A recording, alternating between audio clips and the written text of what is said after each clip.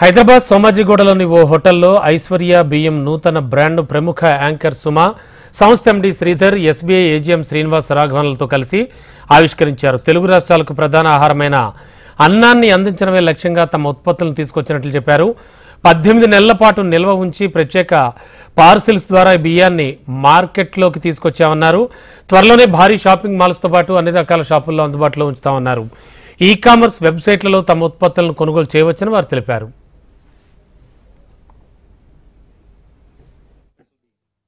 ఈరోజు ఐశ్వర్య బాలింతల బియ్యం, అలాగే ఐశ్వర్య లో GI rice and Aishwarya function బియ్యం, ఈ మూడిటి లాంచ్, ప్రోడక్ట్ లాంచ్ జరిగింది. ఇక్కడ చైర్మన్ అండ్ వారే ఈ మొత్తం టోటల్ బ్రాండ్స్ని, అంటే కేవలం మనకి అంతకుముందు వరకు రైస్ అంటే మేబీ బాస్మతి రైస్ అండ్ ఇంకొక రకమైనటువంటి రైస్ నా వరకు తెలుసు, దంపుడు బియ్యం తెలుసు, కానీ ఇన్నిటిని ప్రవేశపెట్టినటువంటి ఒక సంస్థగా వారికి అభినందనలు తెలియజెప్తూ ఉన్నాను. ఐశ్వర్య బియ్యం ఇంతకు ముందే మేము తీసుకొచ్చాం.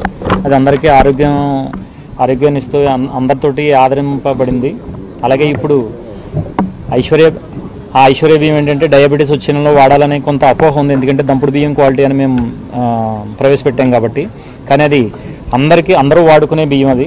అలా కాకుండా డయాబెటీస్ వచ్చిన వాళ్ళు వాడడానికి ప్రత్యేకంగా లో జిఐ రైస్ని తీసుకొచ్చాం. లో జిఐ రైస్ అంటే జిఐ లెవెల్స్ తక్కువగా ఉన్న రైస్ని వాడడం వల్ల డయాబెటీస్ని కంట్రోల్ చేయడమే కాకుండా క్యాన్సర్, అలాగే ఒంటి నొప్పులు, గ్యాస్ట్రిక్ ట్రబుల్స్ నుంచి నివారించడంలో సహాయపడుతుంది. ఇప్పుడు ఈ మధ్యన అందరూ వైద్యులు కూడా లో జిఐ ఫుడ్ను వాడాలని చెప్తున్నారు. అటువంటి లో జిఐ ఫుడ్ని మన లో జిఐ రైస్లో తీసుకొచ్చి ఐశ్వర్య లో జిఐ రైస్ని తీసుకురావడం జరిగింది.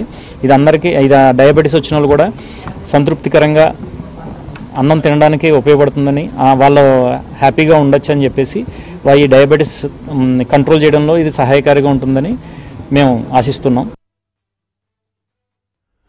ఇక ఇవి బులెటిన్ విశేషాలు చూస్తూనే ఉండండి. హెచ్ఎం టీవీ, వార్త ఆగదు, నిజం దాగదు.